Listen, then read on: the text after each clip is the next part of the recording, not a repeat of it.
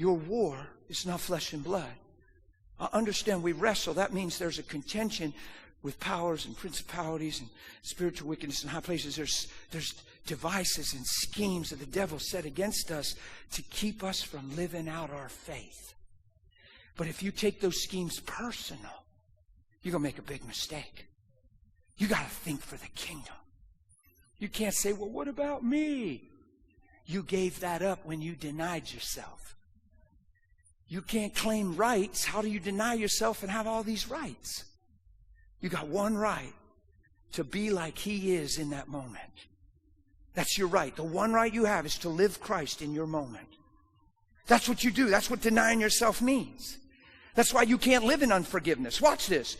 It's impossible to understand what I'm saying and have a validation to live in unforgiveness and understand what I'm saying. So you either don't understand or you don't want to. And they're two scary options. Because you're destroyed for the lack of. And if you don't want to, then you're not for Him. You're actually scattering. Because you don't want to live out His value. And you're assuming a right to something that you inherited through Adam, not Christ. So the thing that Jesus is asking you to give up isn't even what you were ever created to be. He's just asking you to give up the lie. Give up that trait in personality, that area in emotion that has nothing to do with how He created you. It's what you became through the fall. So, you could get up here and preach and be intense and say, this will cost you everything. God is asking everything. Are you ready to give it all and everything? And you make it sound like some militant boot camp thing. All He's asking you to give is what you never were in the first place. He's just asking you to surrender the lie, the thing that never produced fruit and never produced life. To give up that one little stumbling block called self-centeredness, self-focus, self-defense, self-justification. Self. I never made you for you. I made you for my great name. Are you willing to give up what you inherited through Adam and take on what I paid for through my blood? That's Christianity, people. That's healthy identity. That's not a hurting minister.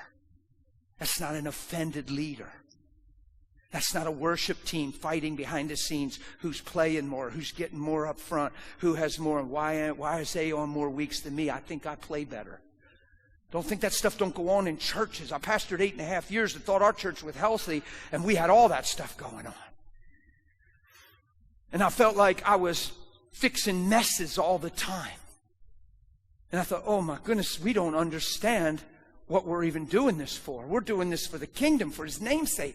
We're not, why do we have all these things going on?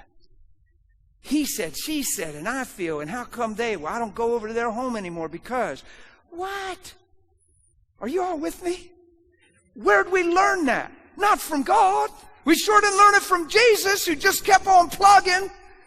They're challenging Him. They're threatening Him. They're bickering about Him. They're planning against Him. Even the people He fed their bellies full of food and multiplied, miracle, they still track Him down because they just want another meal.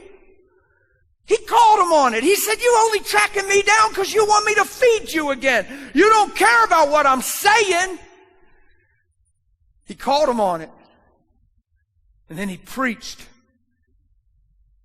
following me in blood and flesh, and they all just said, dude, this is too intense. We'll go find food somewhere else. He called them on it. He said, the only reason you track me down, you want another value meal. You just want 2 for 1. You just want the blessing. You just want what I can do for you. But what I want for you is what I can cause you to be if you'll listen to me. And what I intended you to be and what I'm really here to pay for.